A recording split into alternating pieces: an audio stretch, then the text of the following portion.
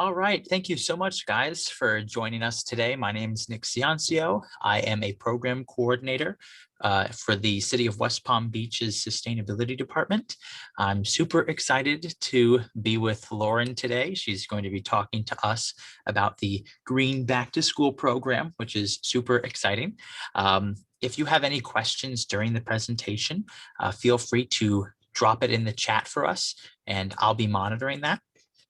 Just a little bit more information.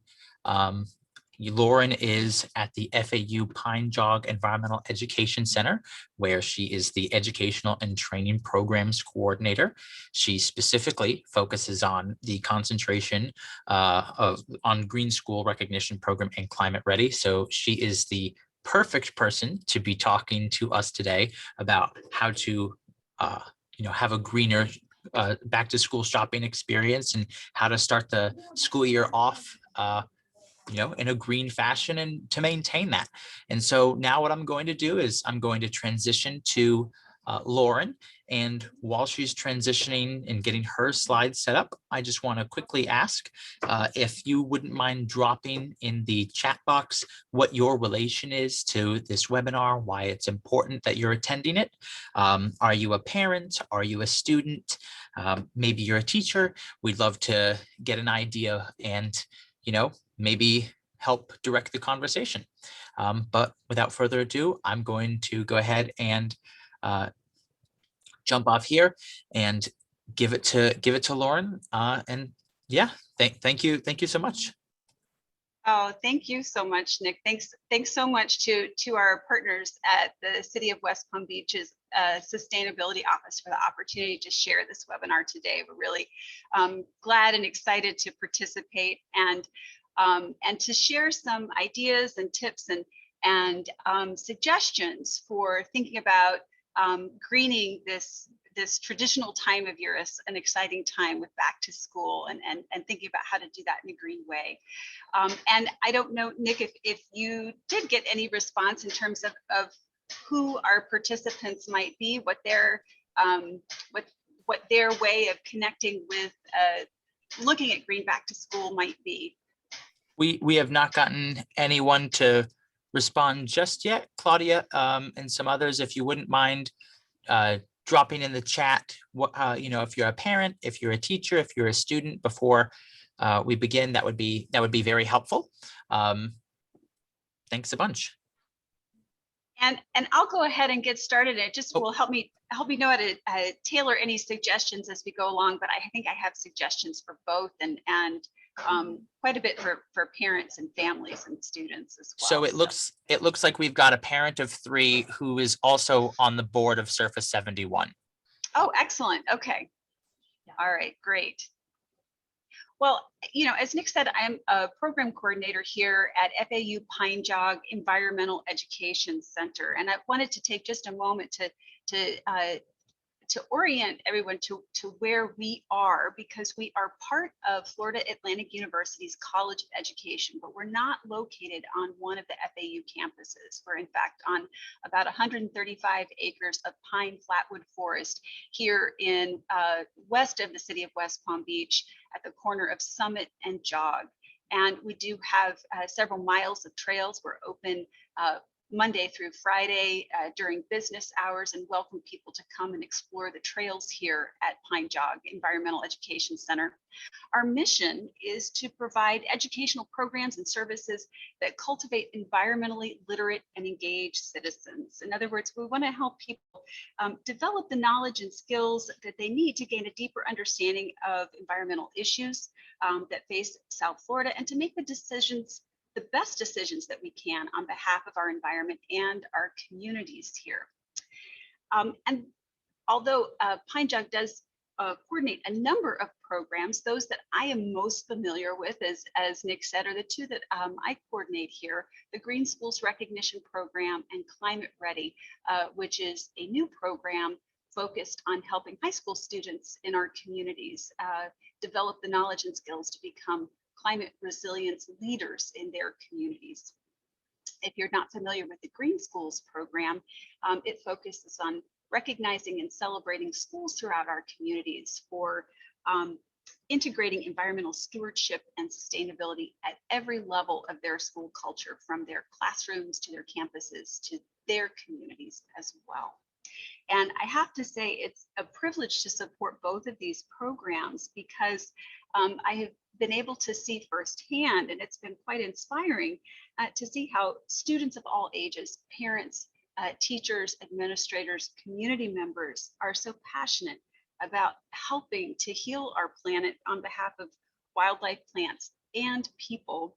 And today, I'd like to share 8 go-to tips, easy tips to help you and your children or your students, your families do just that by making being green a part of your back to school routine.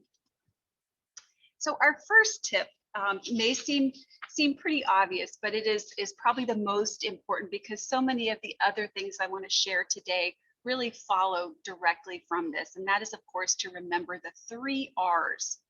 When we think about back to school, we're likely to think of reading, writing, and arithmetic as our traditional 3 R's, but in being green, we have some equally important standbys: to reduce, reuse, and recycle. And I think that it's important to also point out that when we think about these 3, many of us are perhaps most familiar with practicing the 3rd on the list, with recycling. And it's listed last not because it is the most important, but in fact because it's our last resort. So definitely we want to encourage practicing reducing our use of those things that we might need for a back to school, and reusing things before we consider recycling. So we'll touch back on this a little bit, but it's so, of course, so critical to reduce and reuse things because it helps us conserve the limited natural resources that we use to produce and transport all this stuff, including those fossil fuel resources that can contribute to our changing climate. So the other thing about reducing, reusing, and recycling that is so important to remember is that it also helps us save the green in our wallets too. So it's a pretty good deal. And you'll see how the rest of these tips really feed in and support our practicing the 3 R's.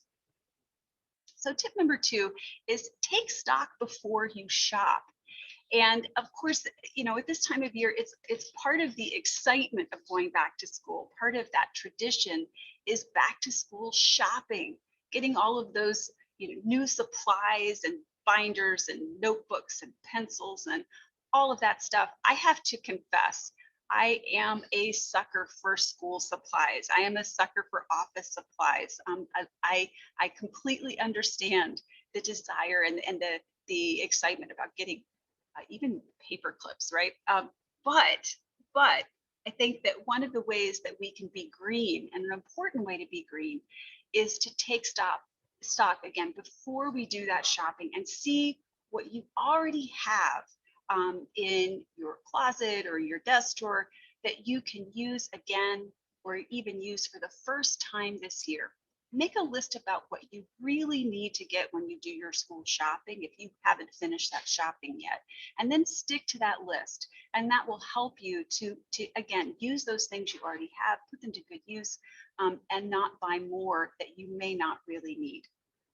A kind of corollary to this is, and this applies to backpacks, to clothing, to books as well. But a corollary to this is to promote reuse and practice reuse by also, when you do that taking stock, for those things that you don't need or you can't use, to then give them a new life by either selling them or donating them, because even if you can't use them, someone else might be able to.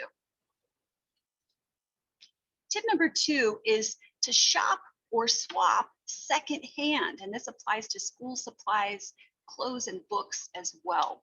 So I know that there are, of course, COVID safety concerns, and many people may be wary of or reluctant to source supplies or clothing that has been used before.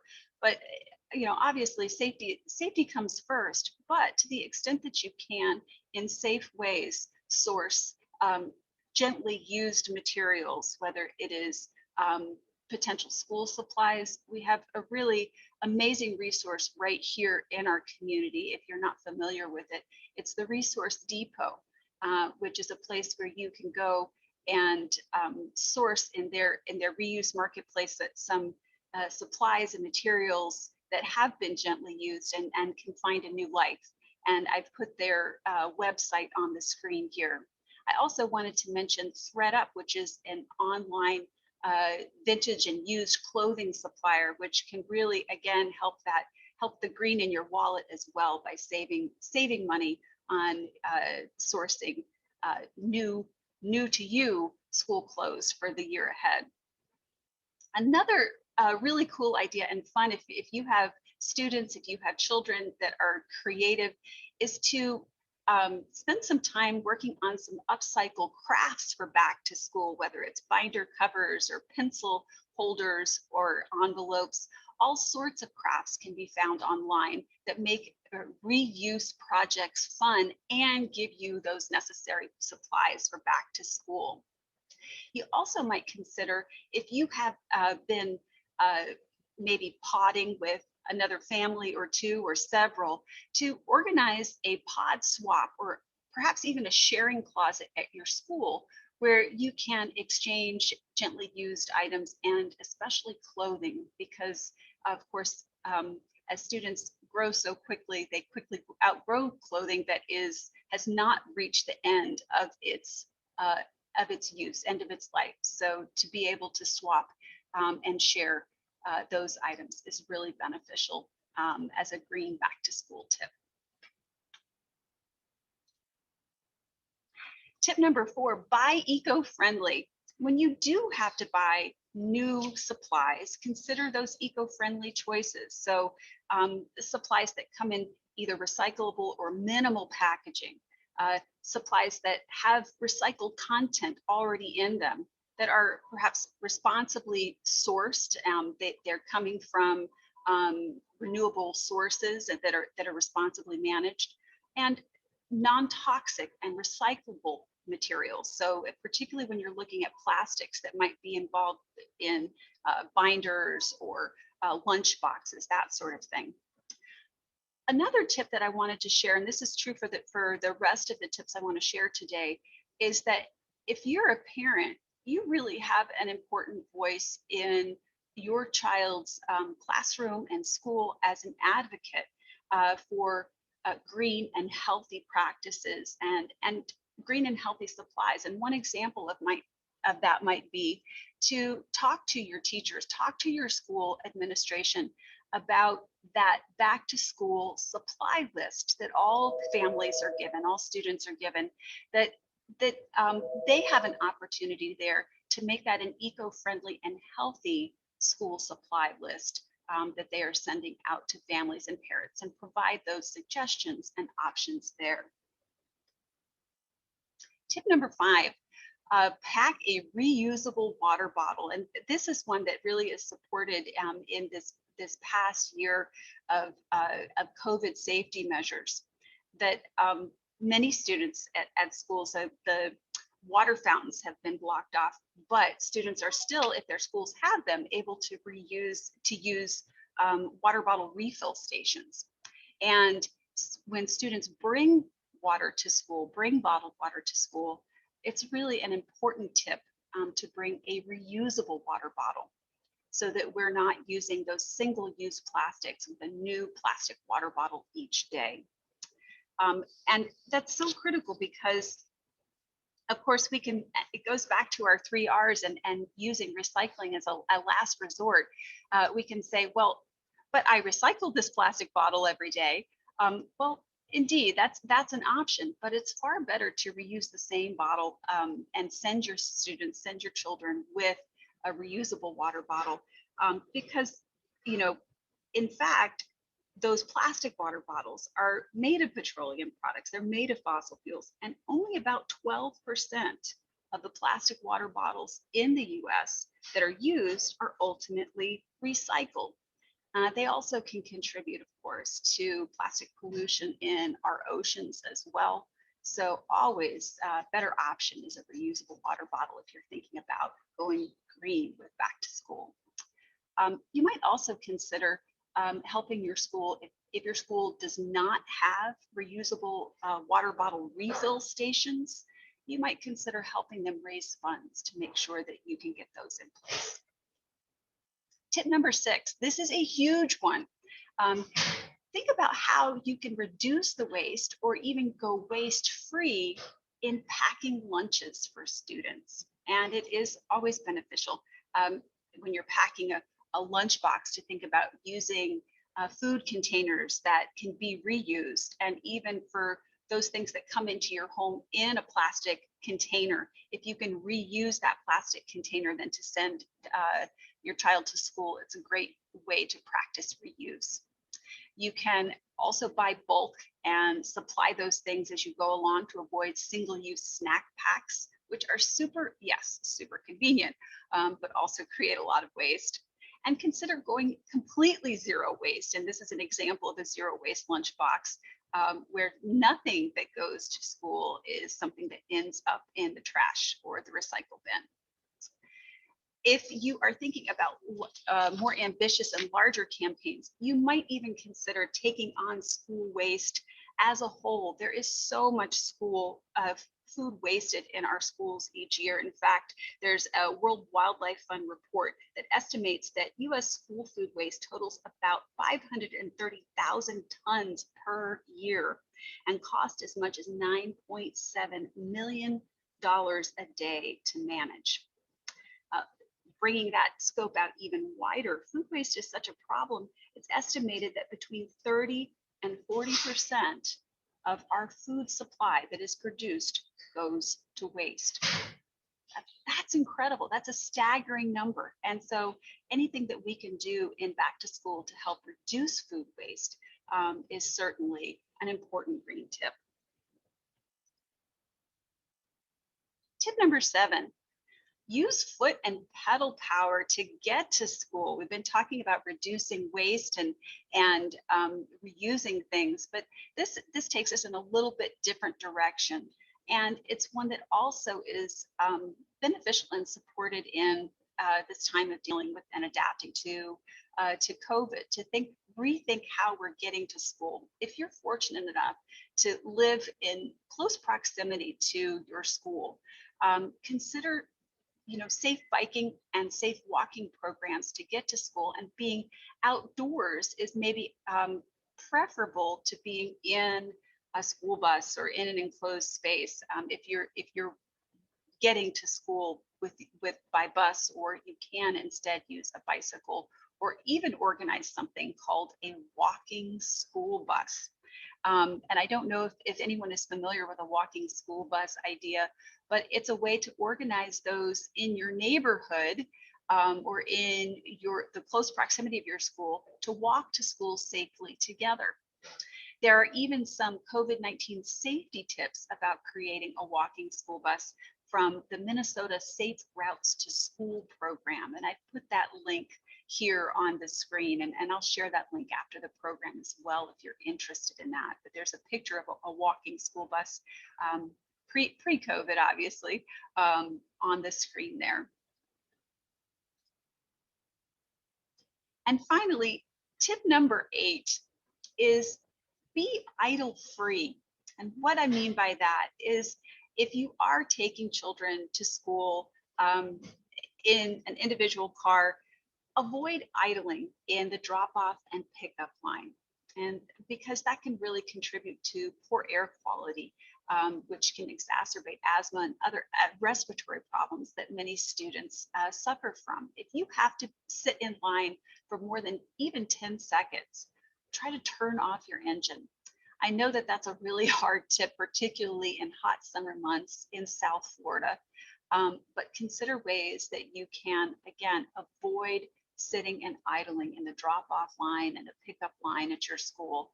And you may even encourage your school to adopt an idle-free policy. There is an amazing toolkit put out by the EPA called the EPA Idle Free Schools Toolkit. I've also put that link on the screen, and I'm happy to share it after the presentation as well. But this is beneficial, of course.